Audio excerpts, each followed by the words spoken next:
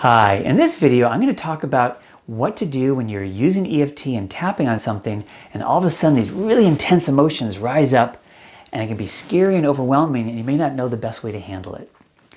Hi, my name is Stefan Gonick, expert EFT practitioner, trainer, and soulmate attraction mentor from EFTalive.com. So this can happen for people. I see it with my clients all the time, as we'll be tapping on something and it seems things are going pretty well, and then all of a sudden, wham, they get hit with all these really intense emotions. And lots of times what people do in that situation is they stop tapping because they can't think straight, they're not sure, it's hard to think of the right words anymore, they might be feeling really overwhelmed and just sort of blasted by all these emotions, and they stop, which is actually the worst thing you could possibly do in that moment, is to stop tapping. But since they just become lost because I don't know what words to say anymore or anything like that.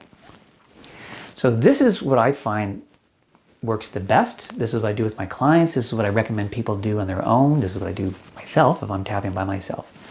And that is to do something called fast tapping. And fast tapping is actually very simple.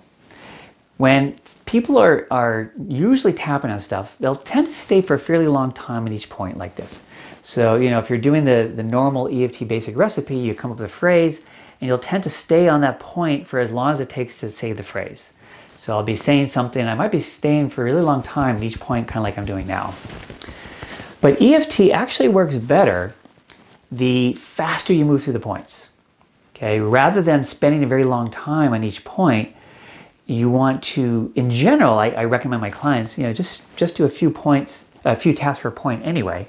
But when these intense emotions come up, that's when you really want to do as fast as tapping as you possibly can do. So I just call it simply fast tapping. You don't need to say any words.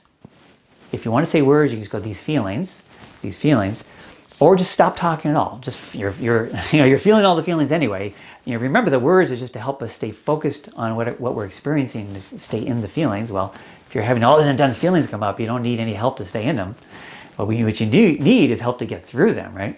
So forget words, or if you really want words, just say these feelings, and try and race through the points as fast as you can. And just do 2 or 3 taps per point. So it's just like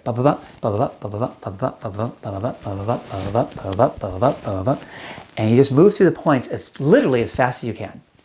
So if I'm working with a client, I'll go next point, next point, next point. Actually, I just keep saying it that fast. Like if we're on Skype, I can see what they're doing. I'll just go next point, next point, next point, next point, next point, and just keep going, keep going. So it's fast tapping.